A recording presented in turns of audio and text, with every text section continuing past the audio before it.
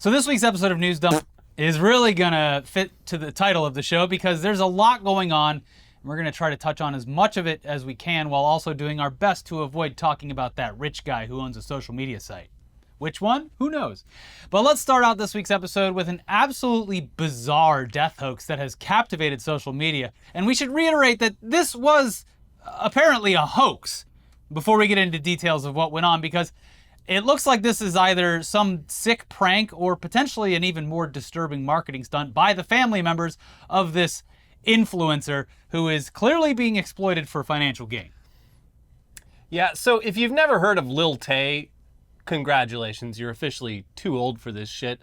But also, the videos that went viral and boosted her into instant fame were at one point inescapable, despite the gimmick being extremely simple. She was a child who flexed her wealth online, and people somehow found that unique. She's doing the rap video lifestyle, but she's holding up the bills on her ears and having the fancy cars and all that kind of stuff. Two surefire ways of comedy: have a little kid act like an adult, or have an old person act like a kid.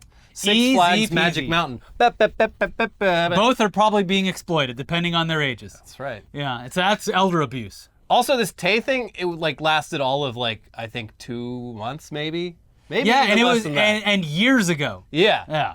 This is a blip on, and a lot was going on at the time too. We're all very busy. Yeah. Anyway, the behind-the-scenes version of her rise, however, the rise to social media fame, it seems far more in line with the way that child actors have been exploited by family members for decades now, or more recently, just family vloggers and that whole world that is weird and gross. We are entering the time frame where those children are starting to put out interviews where they're like, yeah, no, I didn't agree to any of this. Yeah, putting your children on camera for the world to see is... for their entire lives. It's ethically murky, and that's the best way of saying it. It's bad. You shouldn't do it. But yeah, the whole thing, the whole image she projected was fake. The money, the houses, the cars, everything.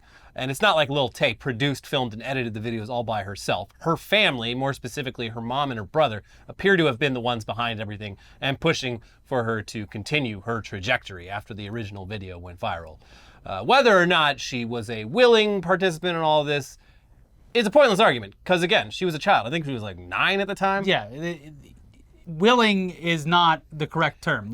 This is just, hey, do this. This will be funny. It'll get some views. If you're even just a year older than a 9-year-old, you can go up to them on the playground and just tell them to say things, and they'll do it. Yeah. But it was not that it wasn't entirely obvious, but the original videos, which portray her as the, quote, youngest flexer of the century, were all completely fabricated, and nearly every aspect of the videos was made possible through her mother's job as a realtor in Vancouver, British Columbia.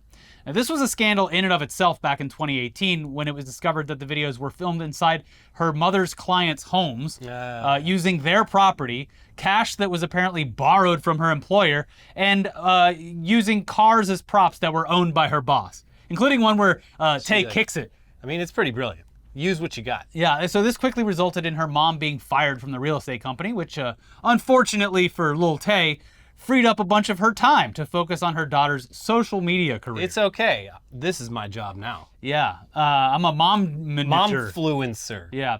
According to reports, her mom and dad separated. Her mom and brother moved down to Hollywood, and they got started with collabs and other activities that mirror the trajectory of child actors. The family had a clear financial dependence on her success, at least for the short window that it existed, so they were going to try to ride this viral fame as long as possible. Yeah, and surely this was an idea with a lot of staying power. Yeah, and very healthy for a growing child to participate in. So yeah, there's conflicting reports about the dad, with some saying that he was also trying to make money off his daughter's fame, and others claiming that he was fighting to regain custody of his daughter so that he could save her from the continued exploitation at the hands of her mom. What does seem clear, though, is that they were separated, and her mother and brother were in charge of her career and social media accounts. Anyway, that all led to this week, when news broke that Lil Tay had passed away, amidst other cryptic social media posts, including one on her YouTube channel, which apparently read, "Help me." Also, they said the brother died too. Yeah. It was, a statement on her official Instagram page announced that her and her brother had both passed away. And this post was spread across social media and the news media, becoming more believable in the process. Yeah, I mean, look. I didn't see it on Instagram. I saw it on TMZ. People.com. Yeah. Because, major outlets were seemingly confirming it just by reporting that the statement existed. Adding fuel to the fire was the fact that her father and management responded in the worst way possible by essentially saying that no one could confirm nor deny whether the news was true. That's exactly the type of statement that you say when presumably your daughter is missing and or deceased. Yeah, I can neither confirm nor deny. I guess you'll have to stay tuned. Yeah. But in retrospect, it appears as though he literally couldn't say either way because he was hundreds of miles away in Canada and finding out about this same way and at the same time as everyone else. So that kind of sucks. Regardless of everything else about this guy, that would be distressing. But just an odd way to make a statement about your child's well-being. I cannot confirm nor deny. It seems like you could just say, we're looking into this. I'm as shocked as everyone else. We're trying to figure out what's going on. Not, we cannot confirm nor deny. It is just a strange way to respond. And quite literally just added fuel to the already blazing fire, where it's just a bunch of these outlets just being like, it appears as though Lil Tay has passed away. Without even eventually the Vancouver PD and LAPD were contacted and apparently there was no report of a missing person or a deceased person. So, I mean, to be fair, most of the times when someone's social media account says they're dead, it's true. It's usually, yeah. Because why would you lie about that? Yeah, anyways, Tay is alive, according to multiple sources, I guess. And the claim is that this was all just a big misunderstanding because her accounts were hacked or something. Which is still very odd because this was a massive news story, even breaking out of the typical online news cycle and spilling into more mainstream sources over the past day or two. Now, it seems weird that no one in the family, including her brother, who was also reported dead, wouldn't have immediately gone public with the information that this was just some sick joke by a deranged hacker. Even if you don't have access to Tay's account, if you're the brother, I'm assuming that you have an account of your own, you can be like, no, actually, I'm not dead. Someone is starting a horrific rumor about my family. Anyways, in a statement provided to TMZ from, I guess, Tay's family, she tells TMZ, I want to make it clear that my brother and I are safe and alive, but I'm completely heartbroken and struggling to even find the right words to say. It's been a very traumatizing 24 hours. All day yesterday, I was bombarded with endless, heartbreaking, and tearful phone calls from loved ones, all while trying to sort out this mess. Okay.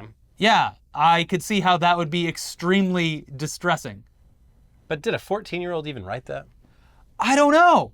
That's what's mysterious about all this. If I had to guess, this was the work of the parents and or the brother. It's been a couple of years, time to kickstart Lil Tay's career. It seems like that, but that would be evil. If you know anything about being an online influencer, if you go away for even just a couple of weeks, it's really hard to get that viral momentum back. Mm-hmm. So they're like, we're going to say that she's dead so everyone remembers her and she's in the news cycle. And then we'll be like, oh, shit, we were hacked. But anyway, the resurrection. While you're here, why don't you come and watch this new music video we got for you? They couldn't even make it 3 days like Jesus Christ. I know. So I don't know what to believe about this because both sides are the most horrific answer. Either a hacker used a child social media account to claim that you would assume her brother and her were murdered, because that's what it sounded like, or the family did this as a publicity stunt, which is insane. Well, yeah, they're parents of online influencer children. It's what they're like. It's what they do. So yeah, that's the Lil Tay story that dominated the news this week, and while the whole story is very odd, it might just be as simple as a hacked account and the internet carrying the weight of a bizarre death hoax and a conspiracy theory faster than the truth could get out there. I mean, it could just be that simple.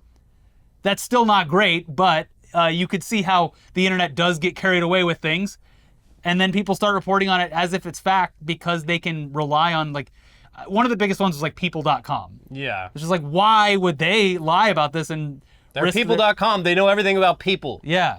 We got all the people news. Yeah. Either way, we really hope this kid finds some way to have a normal, well-adjusted life going forward. But I don't know.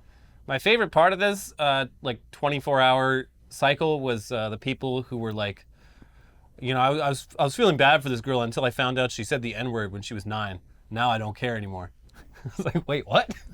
You think a child who was clearly coerced into saying the N-word deserved to die? Interesting. Reporting at the time, in the old ancient days of 2018, indicated that her older brother coerced her into saying all of the lines. Doesn't matter.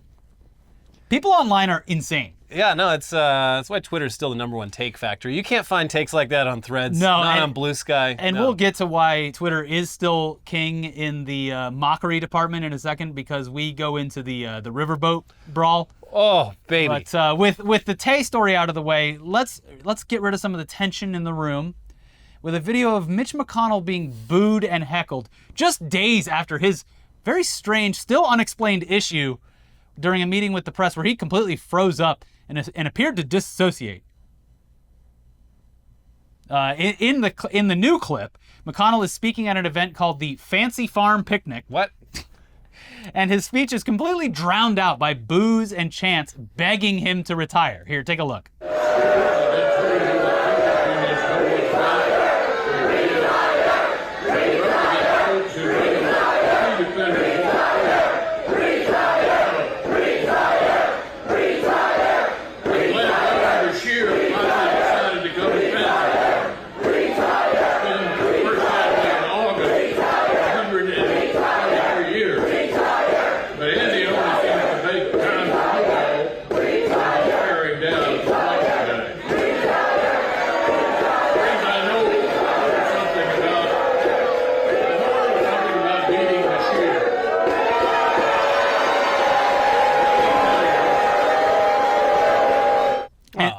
And apparently this Fancy Farm Picnic thing is described as just a bipartisan fun event where it's apparently acceptable, if not encouraged, to just heckle the people speaking relentlessly. Okay. Which is odd, but it is, it's Kentucky we're talking about. Anything goes. Either way, it's at least somewhat satisfying to see Mitch being heckled on his home turf. And not for nothing, on the other side of the aisle, Dianne Feinstein, who is 90 years old. She's a ghoul. And still participating in our government, also faced some issues this week. Damn near, not even a week can go by without either of these two getting into some kind of old person trouble. I'm convinced there's gotta be, I'm sure if this were true, someone would have noticed by now, but is there some clause in the Senate pension plan where if you die in office, your family gets paid double or some shit? That's the only reason I can think of for why this old fucking ghost of a woman is still there's probably something like Senate. The Santa Claus, where whoever was closest when she dies has to take over the position. It might be something like that. Yeah. I'll have to ask the parliamentarian. Yeah, anyways, she tripped and fell in her home, did a little tumble. Why is she still in office? Did she have her no life idea. alert on? Hopefully. Please, we are just begging both parties at this point. Force these people out of their positions. This is no good for anyone, and it's also difficult to watch. We can do a Midsummer thing with it. They both show up bruised all the time. It is not fun to watch. FBI, that was a joke about Midsummer. Never mind. You haven't seen the movie. No, but we should do something like that. No. We should just let them enjoy their remaining years. Anyway, we should probably try to summarize now what was easily the most viral story of the entire week before Lil Tay died and was resurrected. Life, yeah. And that was the Montgomery Melee, aka the Malice in Montgomery, which was an argument that started between a bunch of white boaters who illegally docked their boat in a spot reserved for a riverboat cruise, and the captain of that riverboat. And there are multiple angles of videos, dozens of eyewitness accounts, and hundreds, if not thousands of memes, videos, play-by-play analysis, and more that spawned from this fight. Most of all, a new appreciation of the humble folding chair. Yeah. But, which, I don't know if this is true, but people were sharing that it was invented by a black man, which... Perfect. I don't know if that was just memes, but that would be a that'd cherry be on great. top. But yeah, to sum all this up, basically a bunch of white dudes started harassing a black riverboat captain who demanded that they move their illegally docked pontoon boat because his cruise, filled with guests, was unable to dock for nearly an hour. Things got heated, and before long, it turned violent, with the white guys ganging up on the lone black riverboat captain.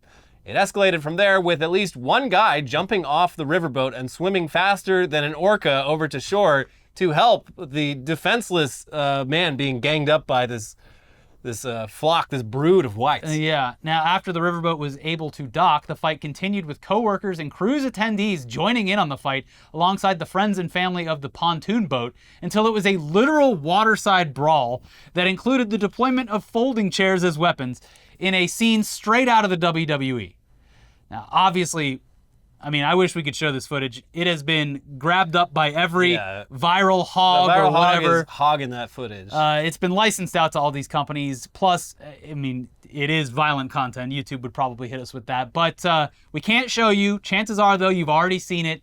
And if you haven't, there will be links in the description. Yeah, the footage from the boat is actually like some of the best footage. It explains what happened best because... Yeah, it shows the lead up to the brawl. Everyone on the boat is watching all of this take place. Mm-hmm. And I'd say at least half the people on the boat are black Southerners. Mm-hmm. And Montgomery itself, just the whole South. Sherman should have gone a little further, but it still stands to this day. And there's a lot of negative history there.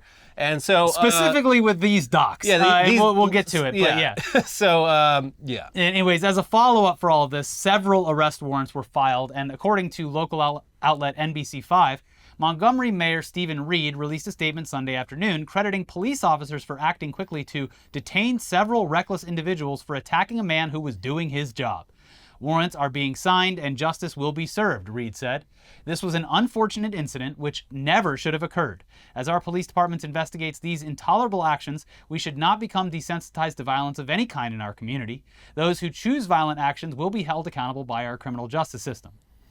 But if you want the best rundown of exactly what happened and the hilarious responses in the form of memes, videos, and everything else, journalist and senior editor of HuffPost, Philip Lewis, provided a constantly updated and complete rundown of the whole story, Black Twitter's response to all of it, and of course all the memes and jokes that were spawned. Mm-hmm. We will link to his lengthy, informative, and in some cases very funny Substack article in the description below, but he hits every note regarding this story, including providing information about the history of the domestic slave trade related directly to the almost exact spot where the brawl took place, all while effortlessly weaving in and out of comedic takes and relevant memes associated with it. It's a wild read. It's great writing. You should go read the entire article right now if you somehow missed this whole saga because, there's a lot to it, a lot of angles, and it was, even a day later, it was still hard to piece together what happened. When I originally saw it, I think it was like Saturday night, all I saw was like lone black man beat up by like 6 white dudes, and I was like, oh God, this is horrible.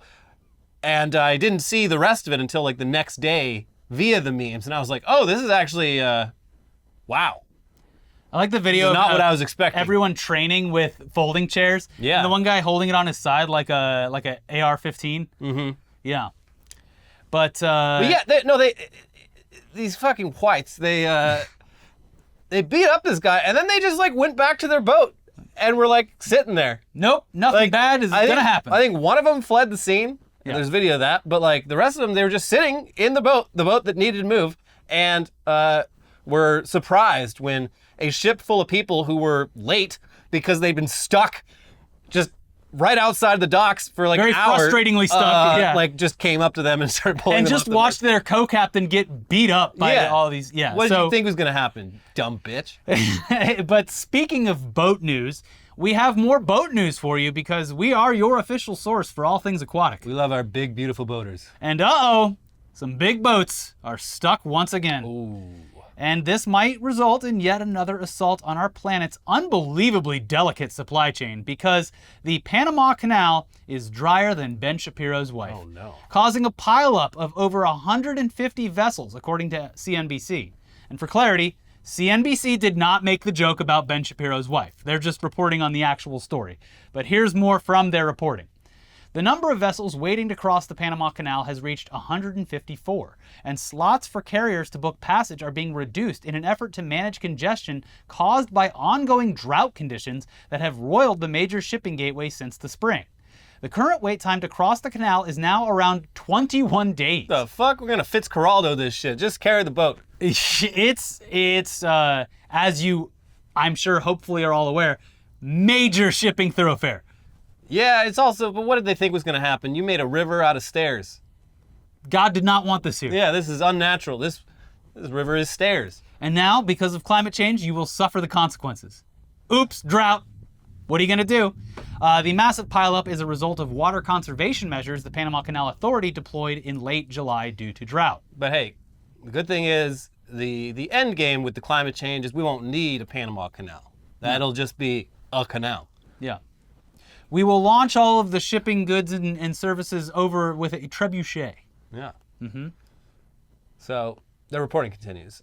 They add that when the daily capacity is reduced, ships lacking reservations are compelled to wait in line. Wait, you can show up to the Panama Canal without reservations? Oops. What the fuck? You can't even show up to Disney without reservations. You can just pull up to the Panama Canal and That's say, hey, sick. let me through. I would love to just think you take can- a ride on the Panama Canal. I think you can in a cruise ship, although could you imagine being, if there are cruise ships it is an stuck right now? insane marvel of engineering. Absolutely. Like, I didn't think you could just show up and be like, hey, you got any tables for me? Not anymore. Not anymore. The Panama Canal Authority tells CNBC 38% of ships waiting have reservations. The remaining 62% of ships do not, which means they have to wait for the vessels with reservations to proceed across the canal. Alan Baer, CEO of logistics company OL USA, told CNBC that shippers may have to start looking at other routes. What? What other routes? well, buddy. With the increasing difficulty of reaching the U.S. East Coast via the Panama Canal, importers may be looking at vessels transiting the Suez, Baer said. Ooh, the Suez Canal? Well, that sounds familiar.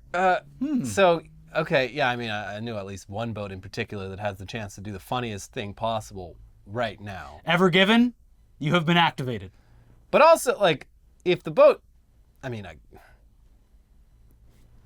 like, if they're down... That's a very far distance. Yeah, they're down here in Suez, I'm like, okay. Yeah, there's a Just reason go that around canal South was, America, I guess. the Horn of South America, like one of the most violent, have you seen the videos of the ships that have to navigate it anyway? Yeah. It's unruly. It's not cool. It's They built that canal for a reason, and now it is apparently becoming I inoperable. think it's like the coast of, I believe, Namibia. The coast of Namibia is just like the most treacherous piece of ocean in the world. Like the sea is just covered in like shipwrecks because like just every ship that passes through there over the last like 200 years has just gotten swept onto the shore. Yeah. And it's like the entire country's fucking desert and there's just lions like prowling. So like even if you survive a shipwreck and get marooned, like you're fucked. You're in the middle of nowhere. There's lions prowling. So that's Suez. It came in pretty clutch. But not when a boat goes sideways, though. Imagine both of these both of these get blocked. It's going to be bad times. But we do have more news for you coming up in just a second. But first, we know at least two companies who aren't having problems with their supply chain, and that's because they are today's sponsors. Starting with a company that doesn't need a supply chain, Mint Mobile. After years of fine print contracts and getting ripped off by big wireless providers, if we have learned anything, it's that there's always a catch. So when you hear that Mint Mobile offers premium wireless starting at just $15 a month, you think, well, what's the catch? But after using the service, it all makes sense. There isn't one. Mint Mobile's secret sauce is that they're the first company to sell wireless service online only. They cut out the cost of retail stores and pass those sweet savings directly to you. And as you'll remember, I popped in a SIM card on my trip to New York last month, couldn't tell the difference between my two providers, and I had fast, consistent service anywhere I went, especially when it counted most, during a torrential downpour at the hot dog eating contest. Yeah, who are you gonna call? For anyone who hates Joey Chestnut. For anyone who hates their phone bill, Mint Mobile offers premium wireless for just $15 a month. Mint Mobile gives you the best rate whether you're buying for one or a family. And at Mint, families start at just 2 lines. All plans come with unlimited talk and text plus high-speed data delivered on the nation's largest 5G network. Use your own phone with any Mint Mobile plan and keep your same phone number along with all your existing contacts. Switch to Mint Mobile and get premium wireless service starting at just $15 a month. To get your new wireless plan for just $15 a month and get the plan shipped to your door for free, go to mintmobile.com/newsdump. That's mintmobile.com/newsdump. Cut your wireless bill to $15 a month at mintmobile.com/newsdump. This episode is also brought to you by Factor. With the busy fall season just around the corner, you might be looking for wholesome, convenient meals for jam-packed days. Factor, America's #1 ready-to-eat meal kit, can help you fuel up fast with chef-prepared, dietitian-approved, ready-to-eat meals delivered straight to your door. You'll save time, eat well, and stay on track with your healthy lifestyle. Too busy with your end-of-summer goals to cook, but want to make sure you're still eating well? With Factor, skip the extra trip to the grocery store and skip the chopping, the prepping, and the cleaning up too, while still getting the flavor and nutritional quality that you need. Factor's fresh, never frozen meals are ready in just 2 minutes, so all you have to do is heat and enjoy, then get back to crushing your goals. Refresh your healthy habits without missing a beat. Choose from 34 plus weekly flavor-packed, dietitian-approved meals ready to eat in just 2 minutes. Level up with gourmet plus options prepared to perfection by chefs and ready to eat in record time. Treat yourself to upscale meals with premium ingredients like broccolini, leeks, truffle butter, and asparagus. Looking for calorie-conscious options ahead of the busy season? Try delicious, dietitian-approved, calorie-smart meals with around or less than 550 calories per serving. With Factor, you can rest assured you're making a sustainable choice. They offset 100% of their delivery emissions, source 100% renewable electricity for their production sites and offices, and feature sustainably sourced seafood in their meals. And this August, get Factor and enjoy eating well without the hassle. Simply choose your meals and enjoy fresh, flavor-packed meals delivered right to your door, ready in just 2 minutes. No prep, no mess. Head to factormeals.com/newsdump50 and use code newsdump50 to get 50% off. That is code newsdump50 at factormeals.com/newsdump50 to get 50% off. Woo! All right, back into the news now, and Yeah. there's a few updates regarding Donald Trump's criminal activities that we should probably bring you up to speed on, starting with a previously secret memo. That seems like it pretty clearly lays out the intent that Trump and his advisors had in regards to overturning the results of the 2020 election, which is illegal. Yes. So a Trump ally and one of the co-conspirators from his most recent indictment, a lawyer named Kenneth Chesebro, sketched out a memo that he himself acknowledged would be a bold, controversial strategy that the Supreme Court would likely reject. And it's just one part of this overall indictment, but again, it shows the intention of Trump and his allies. They knew that Trump had lost the election fairly, but were frantically trying to come up with ways to keep Trump in power. Here's the New York Times, who got their hands on a copy of the memo. Even if the plan did not ultimately pass legal muster at the highest level, Mr. Chesebro argued that it would achieve two goals. It would focus attention on claims of voter fraud and, quote, buy the Trump campaign more time to win litigation that would deprive Biden of electoral votes and or add to Trump's column. The memo had been a missing piece in the public record of how Mr. Trump's allies developed their strategy to overturn Joseph R. Biden Jr.'s victory. In mid-December, the false Trump electors could go through the motions of voting as if they had the authority to do so. Then, on January 6, 2021, Vice President Mike Pence could unilaterally count those slates of votes, rather than the official and certified ones for Mr. Biden. While the basic plan itself was already known, the document, described by prosecutors as the fraudulent elector memo, provides new details about how it originated and was discussed behind the scenes. Among those details is Mr. Chesebro's proposed messaging strategy to explain why pro-Trump electors were meeting in states where Mr. Biden was declared the winner. The campaign would present that step as a routine measure that is necessary to ensure that the correct electoral slate could be counted by Congress if courts or legislatures later concluded that Mr. Trump had actually won those states. Would this plan ever have actually worked though? It's just Even seems by so, his own admission, it seems like no, this was going to get shot down by the Supreme this all Court. seems very silly. This was them. This is like grabbing the giant hammer in the halls of Parliament, and it's just like now I'm Prime Minister. Yeah. Okay, well. It only served to throw more questions onto the validity of it and presumably extend the timeline between Trump leaving office and Biden being sworn in so that they could come up with anything else. But yeah, this whole thing, as we've seen, is a bunch of fake electorates acting as though they were going there and putting in their votes for Donald Trump when they had no business doing that. Yeah, I just don't see how this would have, I guess... they were just trying to trick people, the hardcore Trump people, of course, would have seen that and been like, okay, it's official, Trump's president. But, the legal system would have been like, no, I don't think so. But you had the angriest and loudest people believing that because clearly these fake electorates aren't fake, and they put in their votes for Donald Trump. So try that in a small town. Anyway, quote, I believe that what can be achieved on January 6th is not simply to keep Biden below 270 electoral votes, Mr. Chesbro wrote in the newly disclosed memo. It seems feasible that the vote count can be conducted so that at no point will Trump be behind in the electoral vote count unless and until Biden can obtain a favorable decision from the Supreme Court upholding the Electoral Count Act as constitutional or otherwise recognizing the power of Congress and not the President of the Senate to count the votes. The false elector scheme was perhaps the most sprawling of Mr. Trump's various efforts to overturn the results of the 2020 election. It involved lawyers working on his campaign's behalf across 7 states, dozens of electors willing to claim that Mr. Trump, not Mr. Biden, had won their states, and open resistance from some of those potential electors that the plan could be illegal or even appear treasonous. In the end, it became the cornerstone of the indictment against Mr. Trump. Yeah. What a way to go out.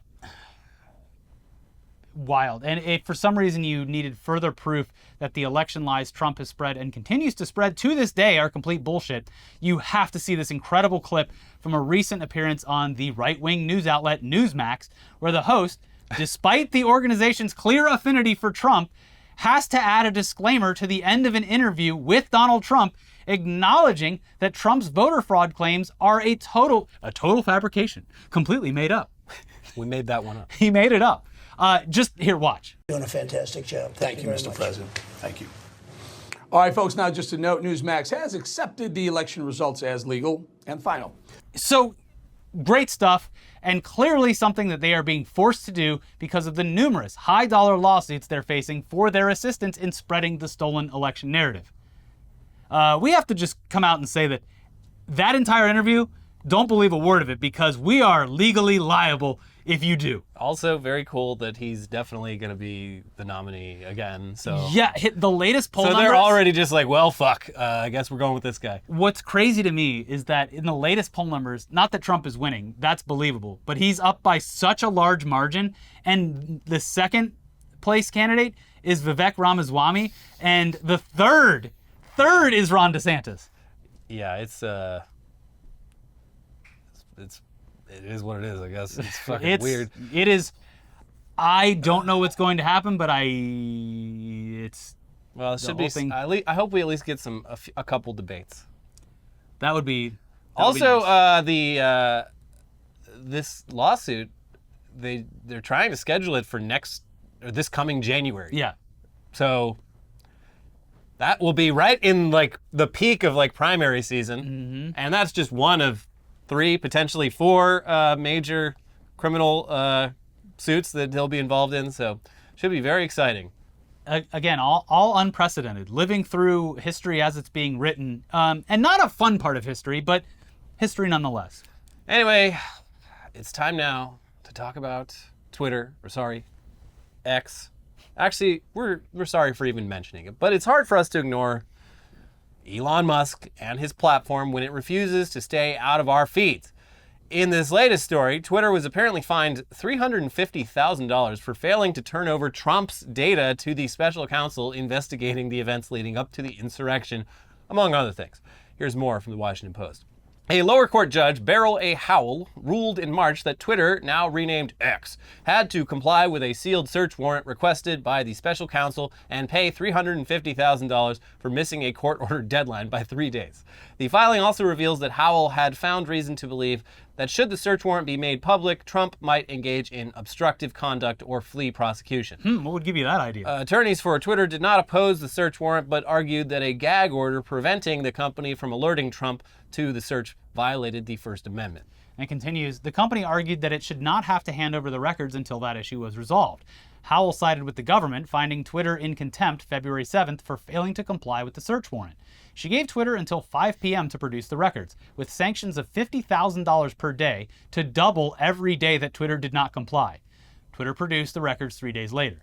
The ruling does not specify what was turned over, but a subpoena could cover draft tweets and direct messages, as well as information on who had access to the account. The grand jury indictment against Trump handed down this month includes references to 18 of Trump's tweets, including 7 from the day of January 6th.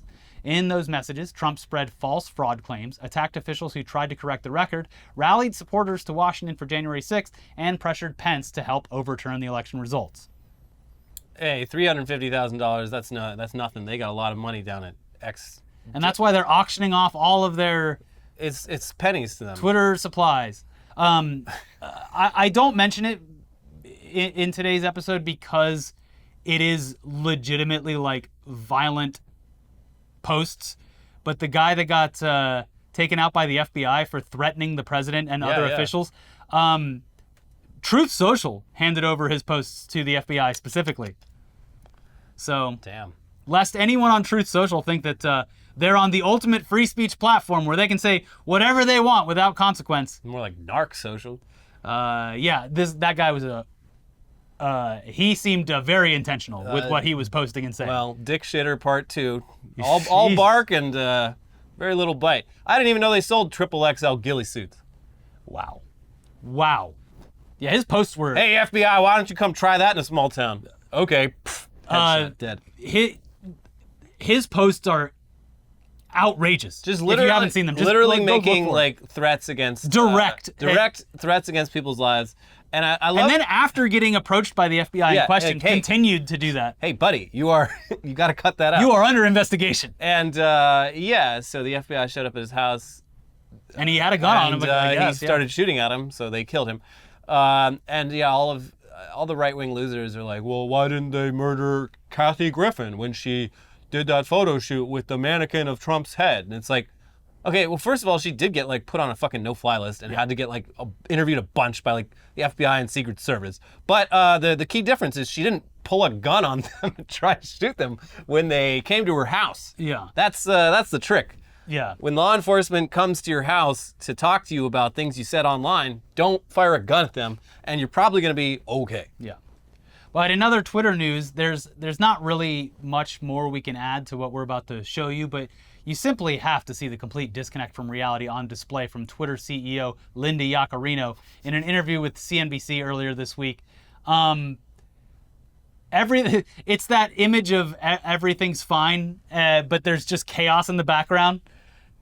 Take a look. By all objective metrics, X is a much healthier and safer platform than it was a year ago. Since acquisitions, we have built brand safety and content moderation tools that have never existed before at this company. I hope she's being paid well. I hope she's being properly compensated for what I would consider she is doing an amazing job, not at being a CEO, but at filling the role that Elon hired her for, which is just providing a sheen of competence to this whole operation. Yeah. Because she is doing a masterful job at, telling everyone the sky is purple. Yeah, it is... She is either high on her own supply or willfully misrepresenting what is happening behind the scenes. She's doing a great job. She's the best PR person I've ever seen out there in the wild. Like she is damn good at her job. I don't know. It's unfortunate that her skills are being put to this use because if I ever need someone to clean up my name. I mean, I guess get my social standing up. I'm going to hire Linda Yaccarino. In the sense that like she can tell a direct lie without flinching. Yeah. Without flinching, I guess. No, it's incredible. Yeah. I'm not making a moral judgment here. I'm saying she is doing a pretty good job at the job that she was hired for. Legitimately lying. Yeah. Yeah. Anyway, while it's unfortunate that Twitter has turned into such a massive pile of shit, it still is undefeated when it comes to keeping the world engaged and making fun of each other, and nothing proved that point better than the recent posts from residents of Japan who were so upset with all the Barbenheimer jokes that they decided to give Americans a taste of their own medicine. So they started photoshopping the Barbie logo over images of 9/11. Yeah, the 9/11 terrorist attack. Oh, Japan. Yeah, they were clearly unaware of the fact that most online brain social media users in this country consider 9/11 fair game for mockery, and have since 9/12, pretty much. Yeah. They've been making memes related to 9/11 for well over a decade now, well over 2 decades in some corners of the internet. So It was basically users from Japan saying, well, how do you like it? and Americans responding, "Oh, we like it very much. The memes are funny. Yeah. Good stuff. You got any more of that?" I think definitely not the first, but the first that I can remember was like 2000. It had to be 2006 or 7, and it was Hulk Hogan going Hulkamania on the Twin Towers. Yeah. Yeah, this is how we cope in America. Yes. Through comedy. 10 layers of irony. Yes. Also, I do love that, Warner Brothers, they were put into an awkward position because apparently some of their official accounts were engaging in this Barbenheimer marketing blitz. Mm-hmm. This is basically the opposite of what McDonald's did when the Grimace Shake stuff was going viral. We're just going to stay on the side and let this happen and enjoy the free publicity, but not touch it. I don't know anything about because that. this is clearly not great for our brand, acknowledging that the shakes will kill you. No, Warner Brothers leaned into it. They're like, hey, look, people are really having fun with this, combining a toy doll with one of the most horrific atrocities that the planet has ever experienced. Literally an apocalyptic atrocity. Yeah. So, apparently some WB accounts, they decided to get in on the Barbenheimer fun, and it really, really pissed off people in Japan. Justifiably. And others internally. So they were forced to issue an apology, the funniest thing about this is that Universal, who released Oppenheimer, very wisely was like, we are not fucking touching that shit. We're not trying to have fun with promoting our this is a serious movie. No. The internet's going to have their jokes and their memes, but we are not directly...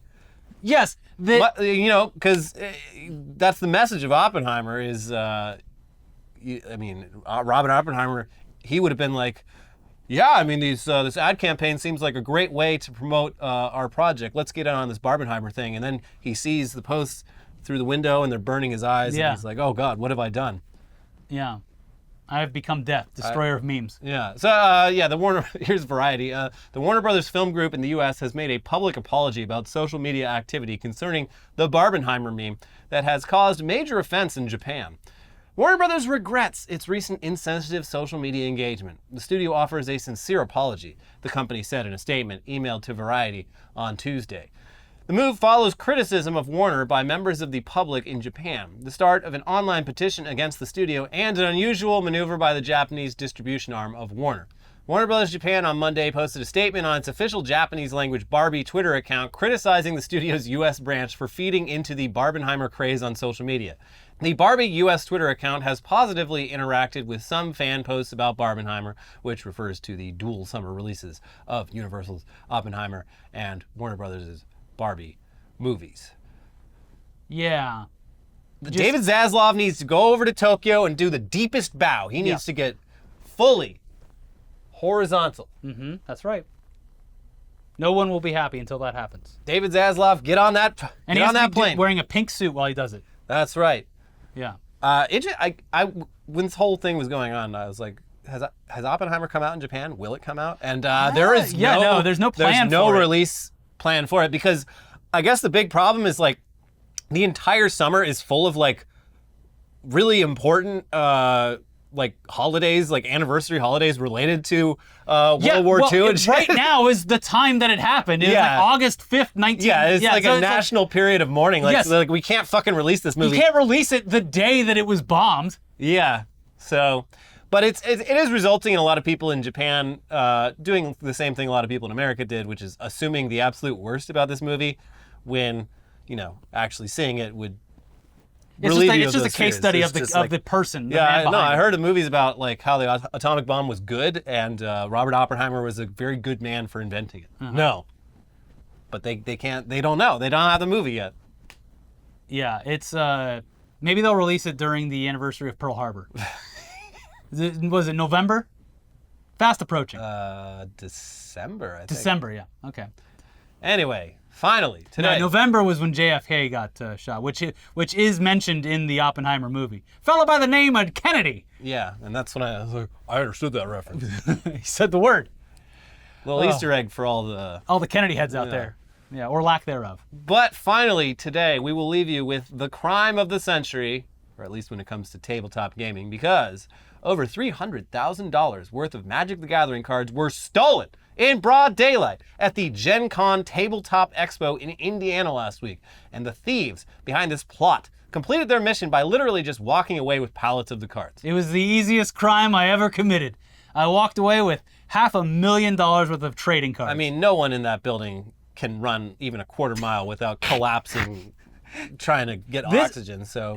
You joke, but this is actually just the I belong here, I'm doing exactly what I'm supposed to be doing kind of method that works in so many scenarios. You wear enough lanyards and bracelets. Yeah, like... no one's going to question you because nobody cares. And they just assume that you're there doing your job. Here's Insider. According to police, the two people took a pallet jack from the venue where Gen Con was being held and loaded it with $300,000 worth of gaming cards before walking with it out of the venue. The police department's statement was accompanied by 5 photos of the two suspects, one of which showed the two people pulling a dolly with several boxes stacked on top of it. Pastimes Comics and Games, the retailer which the cards were stolen from, said on Facebook that most of the cards stolen were Commander Masters set and collector boosters. The card sets typically sell at retail for $300 to $400 and usually contain multiple rare cards, Kotaku reported. Whoo! When I first saw this, I was like, I mean, that could just be like 5 cards, just 5 cards. Yeah. Because there are cards that expensive. Yeah, Post Malone owns all of them. But like stealing just full pallets, that's pretty wild. Now they have to sort through all of it. There's so much work. Yeah, to sort through all of it. Also, they already found the one ring. Yeah. And Post Malone has it. Speaking of nerdy shit, have you tried Baldur's Gate 3 yet? No. I feel like you would actually like it because you didn't like Diablo. This is more like a. Do you ever play XCOM? Yeah, XCOM is like my favorite game. Okay, I've ever played. then you'll like this. Is all turn-based and very story-driven. You have my attention. So I'm not as huge of a fan. I played Divinity: Original Sin, and it's like, look, I'm just more of a. I'm not trying to offend anyone. I'm just more of an action RPG guy. I love just the mindless mechanics of Diablo, but I like games that I don't sit and think. I don't have to pause. I can just leave. I can just leave the game running and come back like an hour later. So I did find myself doing that with Baldur's Gate, which I'm really trying, and it's working. I'm trying very hard to get over the turn-based mechanics and really enjoy it. Yeah. And so far, I've been able to do that, and I'm very proud of myself for that. Okay. But I am enjoying the fact that, like, yeah, I'll do something, and then I'll sit back and go, all right, let me try to figure this out. Yeah, it's the best. And I'll get up and walk away, and I'll do something, and I'll come back and be like, all right. And I've actually shut the game down, and like 2 hours later, I came back and turned it on. I was like, okay, I know what I'm gonna do here. Turn-based games are the best. You can like watch fucking YouTube videos while you're playing. Like you can have a meal. It's I'm too old for this constant like real-time gaming. I too much attention it requires. It's already the third biggest game in Steam history. And it's because there's naked people in it. Yeah, they did fix a glitch apparently where your dong would hang out of your armor and flop around. So they had to patch that, but unfortunately. But yeah, like right at the beginning, it's like, are you okay with nudity? But I think that you might like it, despite it being a fantasy thing. I'll consider it. It's, at the very least, a beautiful game. I don't have anything against fantasy. And so far, it's actually pretty funny. The writing's pretty funny from what I've experienced so far. So maybe a joke! Like yeah. And the decisions, I've played 2 different characters so far at the beginning of 2, and the choices actually matter. I made completely different choices, and it really does affect everything that happens. One guy turned into a robot because I tried to kill him. It was very robots? strange. What the fuck? Anyways, Elliot's going to try Baldur's Gate 3. Can you believe it? Yeah, we'll see. Remember to like the video. Hit the like button right now. Do it. And be sure to watch our most recent videos. If you haven't had enough of our ongoing Musk X Twitter coverage, boy, do we have an episode for you from earlier in the week. But please stay tuned because we do have weekly weird news coming right up for you. And then you'll have something to watch all weekend. Enjoy that. Watch our most recent videos. Like the video. Subscribe. And we'll see you soon. Bye-bye. Bye.